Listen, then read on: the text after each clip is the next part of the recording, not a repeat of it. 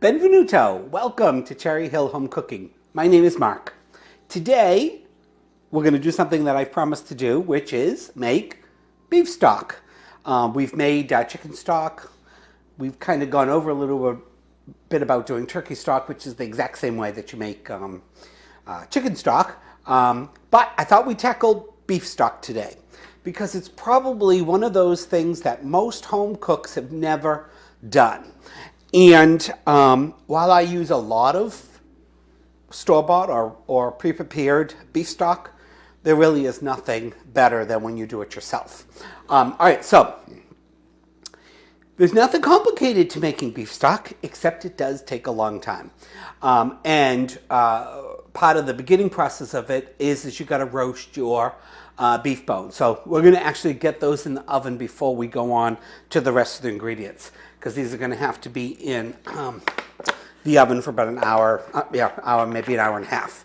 But anyway, so we've got here for this particular recipe, this makes quite a bit of it.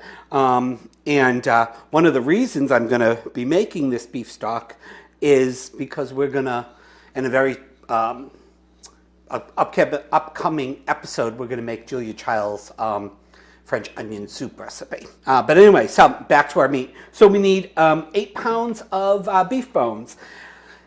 You know, sometimes that's going to depend. I had a hard time getting any real good quantity of beef bones up in our area yesterday. We visited 3 different supermarkets, and between 2 of them was able to get at least something of what I wanted. But basically, you need some beef bones. Usually if you go to your meat market, they'll have beef bones. It'll be a variety of different types of bones. Like I said, there was in short supply yesterday, so what I got is I got some beef shank bones with the meat on them. I got some marrow bones, and I think that'll be a pretty good combination to get us the flavor that we want. So I've put oil on the bottom of the pan. So we're just going to take a little, of course I've patted them dry, all right? You don't have to rinse them or anything, but pat them dry. I'm just going to pour a little bit of oil on top of them here. You're probably going to need a couple tablespoons in total. All right, and then I'm just going to kind of rub the oil in. Again, we want to roast these, so we want that the oil is going to help the roasting process. You can turn that one around if you want. Like I said, I already put some meat on the bottom, some oil I should say. And try to keep it in one layer if you can, at least for the initial roasting. Don't have to, but it'll get that nice brown that we want on our bones. All right, so that's basically about it. Let me just rinse off my hands.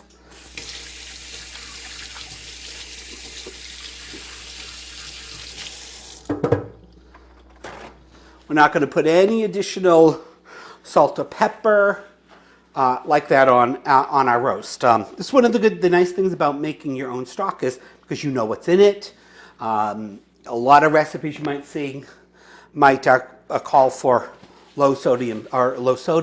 Again, this way you know exactly what you're putting in your stock. We're not going to add any additional salt to this because, like we've said in the past, when you're making a stock or a broth, and we'll go over that in a minute, that's usually, you're going to be using that in a recipe. So you're going to be using other spices in it, and you're going to add salt to it.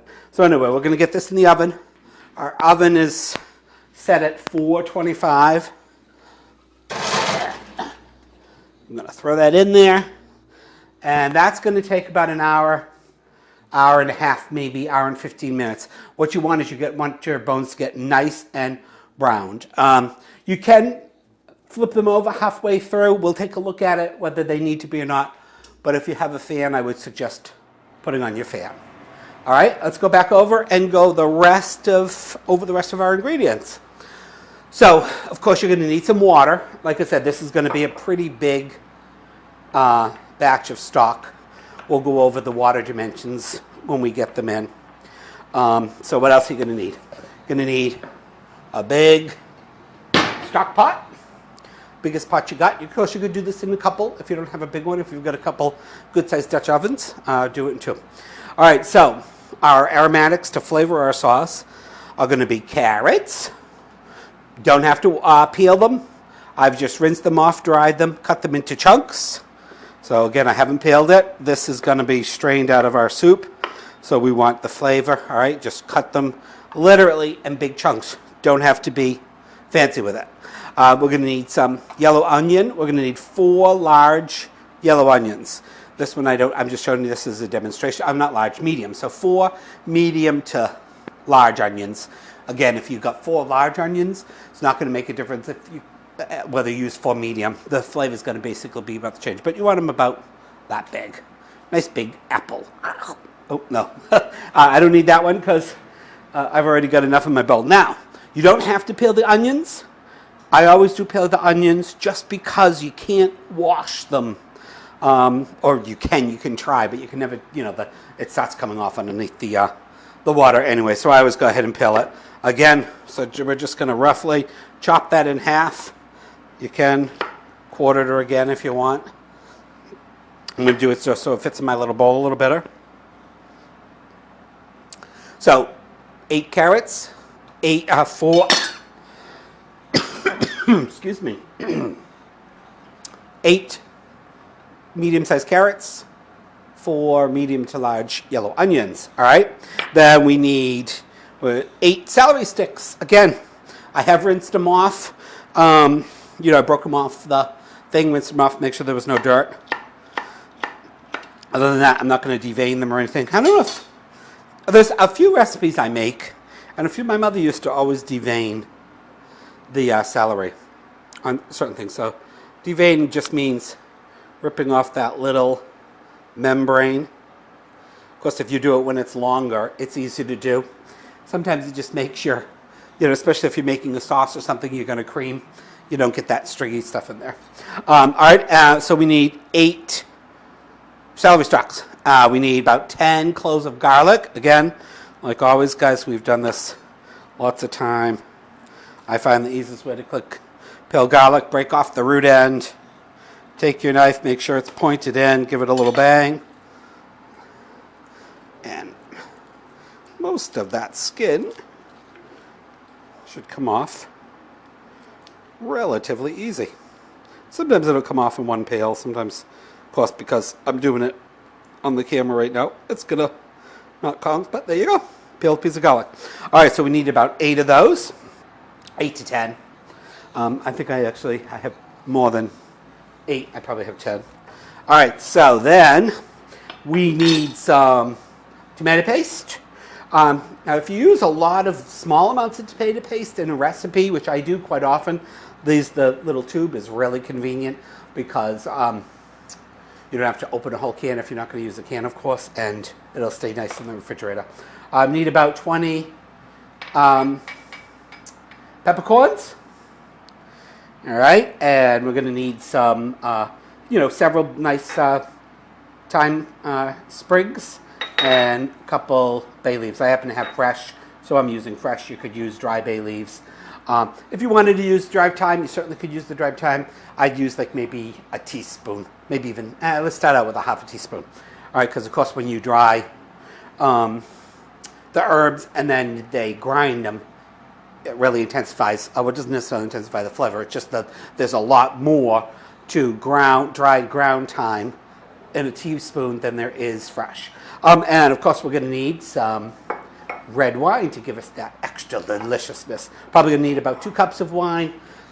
You don't want to use wine, you don't have to, just replace that with water to deglaze the pan, which is a lot of what we're going to use the wine for. Okay, I think that's all of our ingredients, guys. All right, we'll start to prep everything to get in the pot, and when our beef bones are done, we'll be back to get our beef stock. Oh, I wanted to talk about that. So, a lot of times I will say beef stock, beef broth. There's even been a few times people have, said that I've confused them by calling something beef stock or beef broth.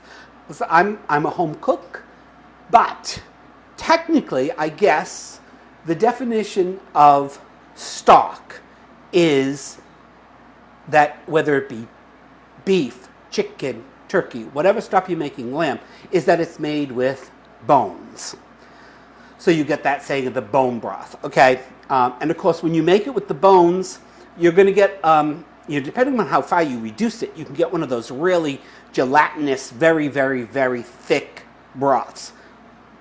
For my purposes today, that's not necessarily my goal, but that's what you get, that bone broth. It almost looks like gelatin. It's the natural,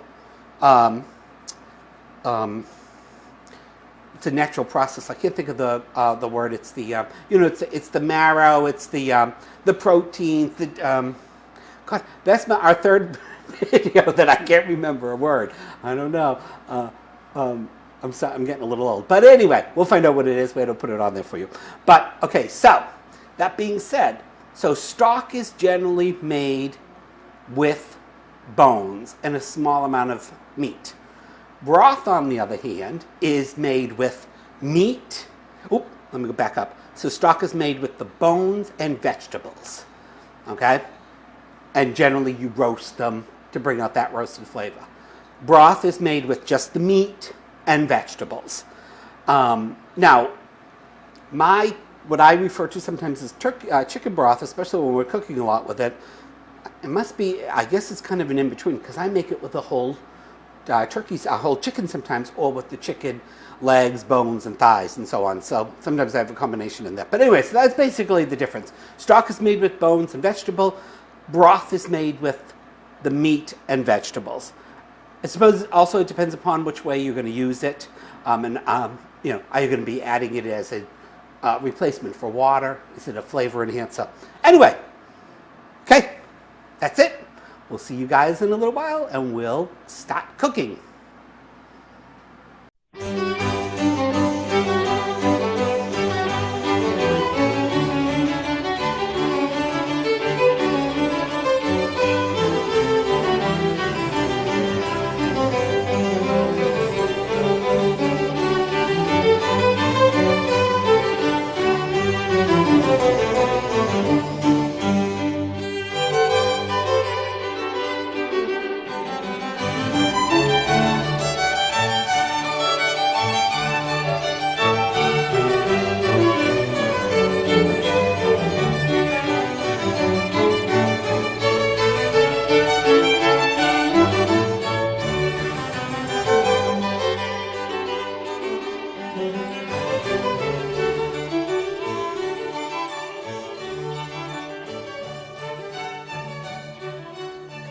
Okay, guys, we've had our beef and our beef bones in the oven for just about a little over an hour. Ooh, that's hot stuff. Ooh, all right. And that looks just about what I want. Let me take my glasses off to make sure. Yep, you can see there. Everything is nicely browned. A lot of the fat has been rendered out. So that is perfect. Okay, so at this point, what I'm going to do is I'm going to transfer our bones into a big stock pot, our bones and our meat. Eat that. And you can see there's quite a bit of fat that has rendered out. We're going to need a little tiny bit of that to cook our veggies in, but you don't need all of it. Of course, if you want, you could put that in a container. That's where lard, or what you would use if you had a recipe and you wanted to use it, calling for lard. Although that's probably not as clarified as it should be, because we had some oil in there too. But all right, I'm going to put this all in our pot, and my pot is actually going to stay here for now. We're going to just let this hang out while we go on to the next step. See you in a bit. Okay, so I'm going to need a little bit of fat from our roasting pan, which I've already taken about 3-4 tablespoons, 2-3, depending on how big your pot is, okay? And I've got that in our pot over here at the counter. All right, so we're going to get our vegetables going. All right, let's see. We got our carrots, our onions, and our celery. All right, so I've got my pan on about medium here. I'm going to take my carrots and get them in the pan. And to kind of try to get them coated a little bit. What we're going to do here is we're just trying to get a little bit of caramelization starting on our vegetables. We're not looking at really cooking them.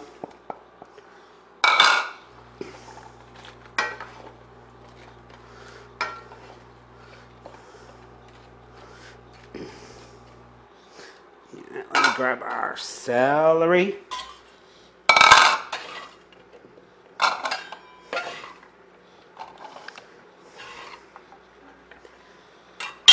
All right, so we've got our aromatic vegetables in there, and like I said, we're on our medium heat. We've got our pan droppings in there. We lost onion, but there's plenty of in there.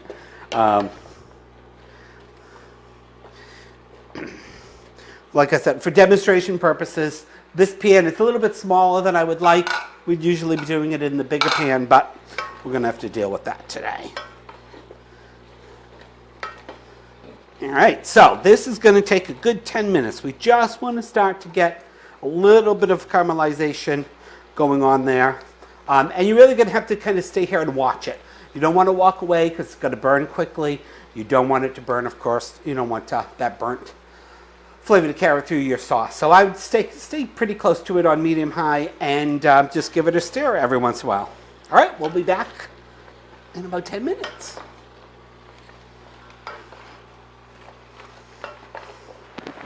Okay, so our aromatics, which is our onion, carrots, and celery, have been sauteing nicely for about 10 minutes.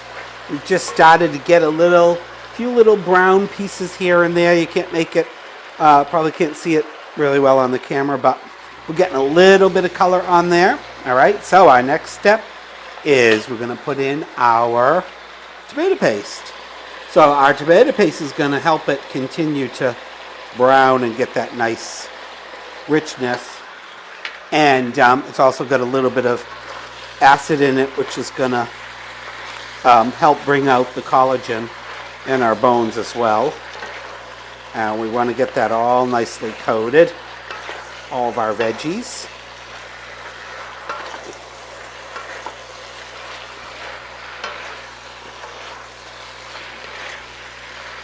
And then again, we want to have this at a high simmer and keep your eye on it for about 10 minutes. And our veggies are going to continue to get a little caramelization. The sugars from the tomato paste is going to start caramelizing. All right, so you want to get them all nicely coated. And then again, on a medium heat, you want to let them simmer, keep an eye on it, give it a turn every once in a while. So we'll be back in about 10 minutes. All right, we're back, guys. It's been a little less than 10 minutes, actually. You know, sometimes natural, vegetables, carrots, celery, they all have their own amount of liquid in them and so on. So you can't, sometimes it's hard to time. But more importantly, what you're looking for is you're looking for that little bit of caramelization on the bottom of the pan. Can we see those little brown bits? It's kind of like an orangey, coppery color. Okay, that's what we want. All right, so now at this stage, we're just slightly under medium. We're going to drop our cloves of garlic in. And we're just going to saute those for 30 seconds or so. Let the fragrance come up.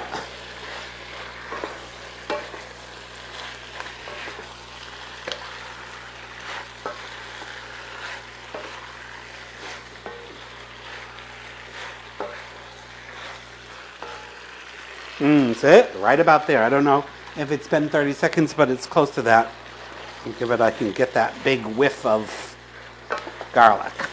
All right, so then we want to deglaze our pan with about a cup of wine. So deglaze just means we're going to get all those nice pieces up from the bottom.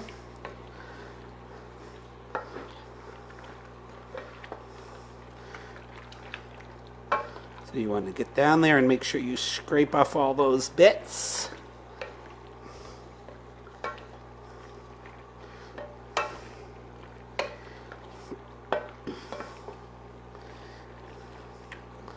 And we're still at just about medium, slightly under medium.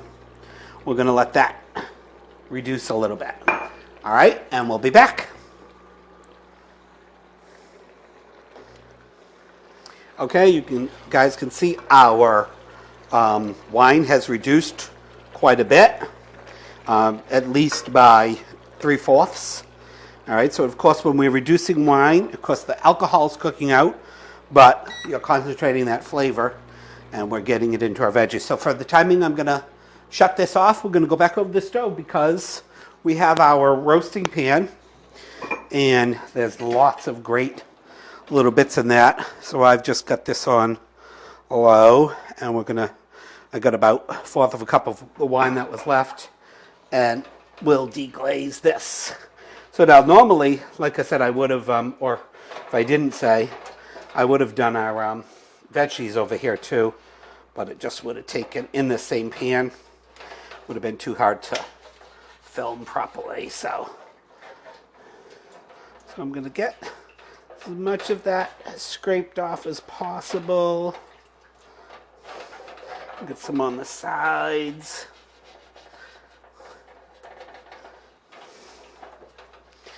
Just want to get my other spatula. Be right back.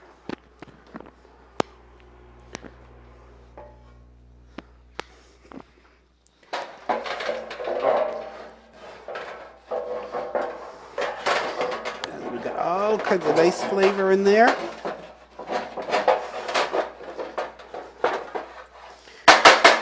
Didn't get a lot of it, but as I said, it's actually really nice flavor in there. And for right now, we can just throw this into our veggies. Okay, so the next thing we got to do is we're going to get our veggies and our meat incorporated. So you're going to need probably in total about 3 gallons of water. I've got 2 gallons in our pot already. And I'm going to save that just in case we need it. That too. So let's get, oops, this pan is heavy. Let's get our veggies in there. Where did that carrot go? Did it go all the way over there, hon? That's all right. That went far. He really ran away. All right, so we'll get our veggies into our pot with our beef and bones. Give it a little bit of a stir. We can move this over here for now. I'm just going to clean that up a little bit so it doesn't burn.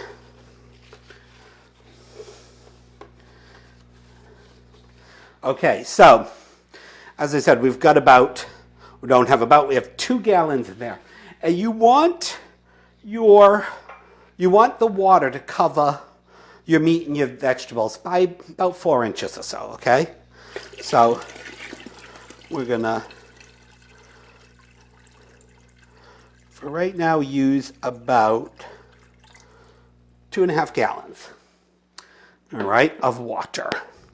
And we might need a little bit of that. We'll see how it cooks, how much it evaporates. All right, so we're gonna get this big pot back on our heat source. And we're going to turn this up to high for now. Now, just like forgot about this, guys. Now, we're going to put in the rest of our ingredients. We're going to put in our peppers, our peppercorns, our bay leaf, and our thyme. Give that all a spin around. So, as with any soup or stock broth that you're making, the one thing you want to make sure is to never bring it to a hard boil. If you bring it to a hard boil, then the proteins that are still in the meat and the bone, any fat is going to break up, and it's going to make your sauce, your broth, stock, really cloudy. Okay, so you want to keep an eye on this. I've got it on high, but I'm going to stand right here. And so a simmer is just under a boil. Okay, so we've talked about this many times before, and it's hard to tell. Everybody's cooktop is a little bit different. How medium, low, so on and so forth. So I saw someone else do this. Thought, hey, what a good idea. So if we want to bring our stock, our broth at this point to 190 degrees, of course, it's not going to be anywhere close to that, but we're going to use a thermometer. Now, if you got a candy thermometer or something you can throw on this side, that's as well too. But you can see right now we're far from 190 degrees. All right, so we're going to let this start to warm up, and when it gets close to our temperature, we'll be back. Okay, a couple things. I did end up using my whole 3 gallons of water. Once I got everything in and everything kind of settled to the bottom, I added those 2 or 3 cups that I had left over. I do have a little bit of, prepared a little bit just in case as this is simmering and reducing a little bit. We never want to see the bones, not even close to them, so you might have to add a little bit of water, but probably not. All right, so I don't know if you can see in here, but we are just about, there's a little bubble every once in a while. Right there. Anyway, we are at just about, should be at about 185, 87, 88. So right now we're at right about 188, 89. All right, so if you can keep this between 185 and 195, that's perfect. All right, that's just a simmer. Maybe a little bit closer to 190, 192 is a simmer, but you don't want it to ever come to a rolling boil, and at this point you don't want to stir it anymore. All right, so with that being said, here comes the hardest part. This has got to simmer for at least a minimum of 6 hours. My ideal is 7. I've made it, every time I make it, it seems like for the purpose that I want this stock, 7 hours is perfect. 8 hours is even better. You could let this simmer for the next 24 hours. And the more it simmers, the more it's going to reduce and reduce and reduce. And if you ever want that thick, gelatinous bone broth or bone stock, that's what you need to do. You need to cook it for 18, 19, 20 hours. And the more it reduces, the more collagen's going to reduce from the bones, and it's going to get that thickness. For my particular purpose today, that's not what I want this for. This is going to be for our French onion soup, and plus if I'm using it in any other recipes to make sauces and so on and so forth. So, with that being said, I'm going to turn it down to maintain this heat. This is a induction little burner. One of these days I'm going to get a whole range induction. I really like that because you can set that to a specific temperature opposed to waiting, looking just medium, high, so on and so forth. Anyway, so you can see in our stock we're starting to get a little bit of foam that's building up in the top. All right, that's proteins. The proteins are breaking down. It's a little bit of fat. So just like when we've made chicken stock or turkey stock, we're going to just periodically go around gently and strain it off. And we're probably going to do that several times over the next couple hours. Try not to get too much of your stock out. You're also picking, I don't know if you can see on this spoon, but there's also some of the fat that's in there as well, which we're going to end up getting rid of later anyway. So you want to just gently go over and skim off the top. All right, and like I said, for really probably first couple hours, you do that a few times. Then it gets to a point where all the proteins are released and stuff, and you're not going to get the that white foam on top anymore. All right, so we'll see you in 7 hours. Because see, it's daylight out right now, guys. Pan around there, hon. It's daylight. Next time we see you, it's going to be dark. All righty. All right, we are about 3.5 hours into our simmer. I have skimmed it a couple times, but again, just kind of, we've gone through this at other times, but you see that there's a little bit of foam here and there. Just kind of go along the surface of the water if you can and scoop it up.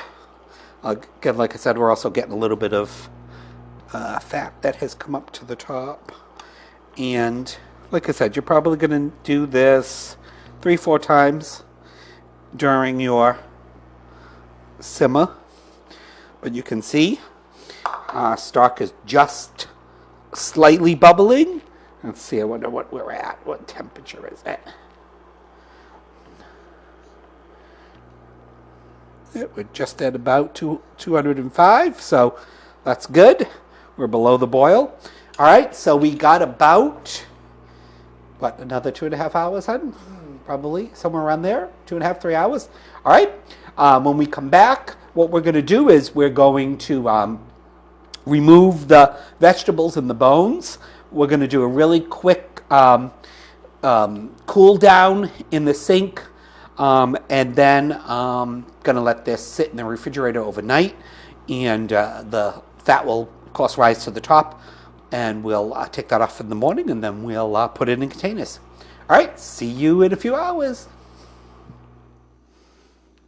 Okay, we have been simmering for just a little bit longer than 7 hours. And for the purposes that I'm going to use this stock for, that's what we want. So what I'm going to do now is I'm just going to take out all of our big pieces of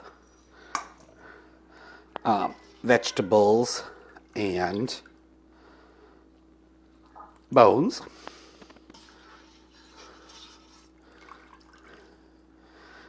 So we've actually got, it looks like we've got a nice clear stock. What you're seeing is, of course, this, some fat and stuff that's still coming through, which we're going to get rid of that. So anyway, what I'm going to do is take out all of our solid pieces here. And once I get that all done, we'll come back and show you the rest.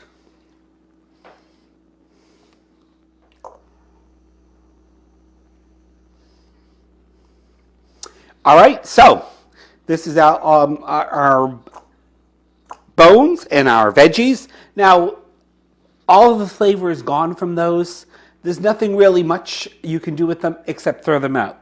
However, I strongly suggest Wade will, because we had some big pieces of meat in there, Wade will let this cool down a little bit and pick through those pieces of meat, and then he'll make some concoction with them for his breakfast, or with the meat, of course. All right, so now we've got the rest of our stock. Now, what we want to do is kind of bring the temperature of this down some before we put it into the refrigerator.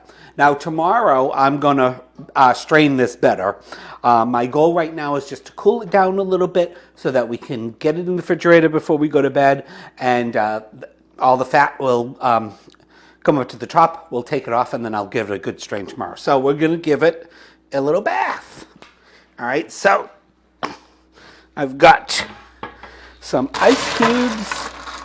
For some, I had water in here, but I don't turn on the light. Hold on. So I've got some ice cubes in the sink here. We're going to run some water. I'm going to shut that off because, of course, I do not want the water to get into my stock.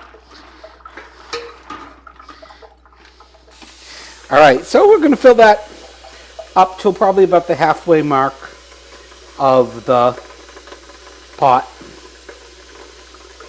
So that's going to help cool it down. You wouldn't necessarily want to take this and put it right into the refrigerator for a couple different reasons.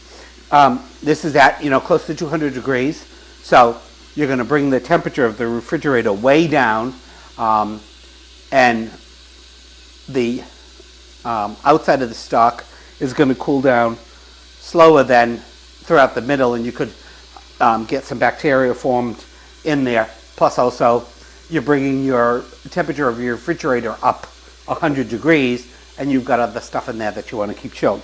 So my goal is I'm going to try to bring this down in temperature.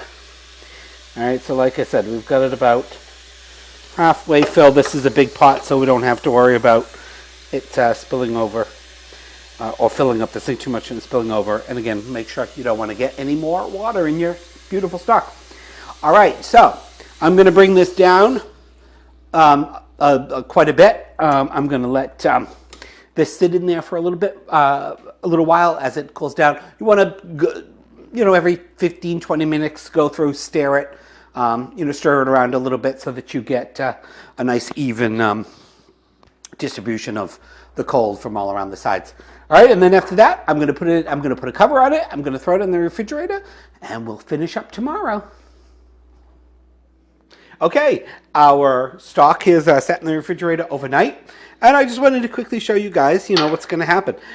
I actually don't think we got very much fat here, depending upon how much, how fat-free you want your stock to be and what you're going to actually use it for. You might even leave it like this. There's even a couple other options. You could have just put this in your containers after you strained it. You could have put it in your containers, whether you're going to freeze it or whatever, or put it in the refrigerator. Of course, that fat's all going to come to the top, and then you can just, take it off prior to using it. But anyway, that's kind of what it looks like. So, I'm just going to go in and just kind of skim it all off.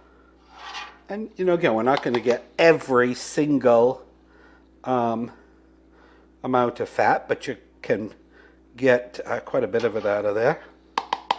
And like I said, you might want to leave a little, depending upon how you're going to use it.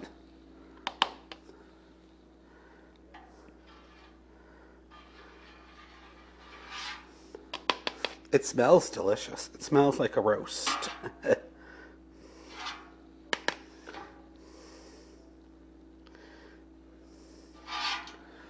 Now, it'll be interesting. Well, we'll see how much. I've never actually added up what the final cup count of this one is. So wait till I add that onto the video for you all, because I don't know exactly how many cups we get.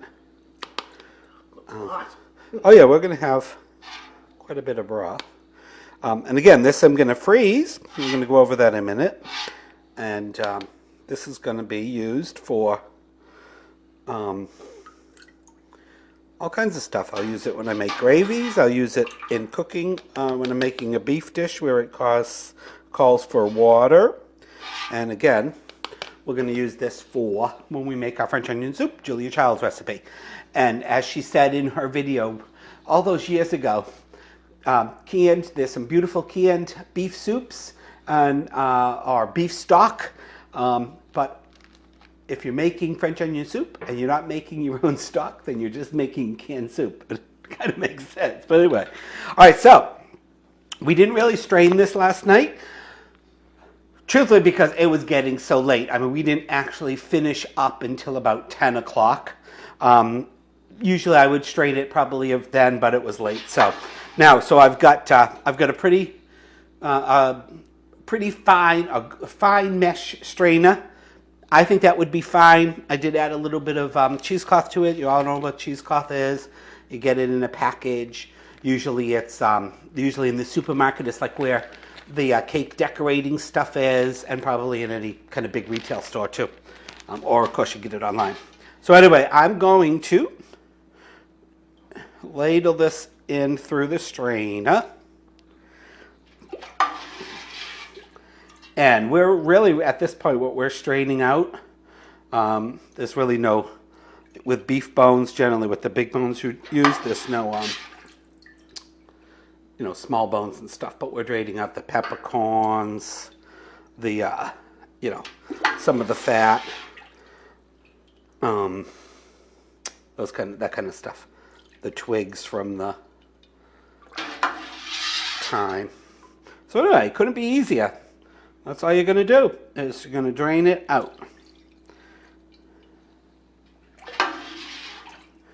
I'm not going to pick this whole big thing up and pour that in there because this is a pretty big That's a pretty big pot, and it's not going to fit all in there. All right, so at that point, I would let this, of course, all strain through. You're going to get your beautiful clear broth. Sometimes you got to give it a little hand, especially when you use the cheesecloth. See, we strained out quite a bit. We strained out some of the beef pieces, the left beefs. We've leftover beef that broke up in our stock. We've got the some peppercorns in there. Anyway, so then at this point, now, like I said, we've got our nice clear beef stock. And how I would freeze it, quite simply, we've used these so many times, guys. I buy a few dozen of these, usually right around the beginning of the year, the end of the year. They last for, they clean they're dishwasher safe, they clean really nice, they last a long time. I usually, every year or so I have to buy a couple dozen of the big ones and the small ones because inevitably people don't return them, which is okay. Hopefully they recycle them. All right, so then I would just simply, so I don't know if you can see look at what a beautiful, clear stock that is. All right, so I do it in a variety. I do the large ones is usually a 6-cup, and I do a few small, which this is just about, I'm going to say just about 3 cups. Or at least right to the rim there. So we're just about 3 cups. And then of course, now, again, once you've strained it, you could certainly do it like this without degreasing it. Once you put this in the refrigerator, of course that any grease is going to come to the top, and you might want to use that in a recipe. But anyway, then you just put it on securely, of course, and this is already cold because we had it in the refrigerator overnight. So this is actually ready to go into the freezer, and this will freeze easily 6 months. All right, I'm going to do the rest of this. Wade will come back at some point and show you what it all looks like finished. And I think that's it. I'll wait for our stock. All righty, thank you.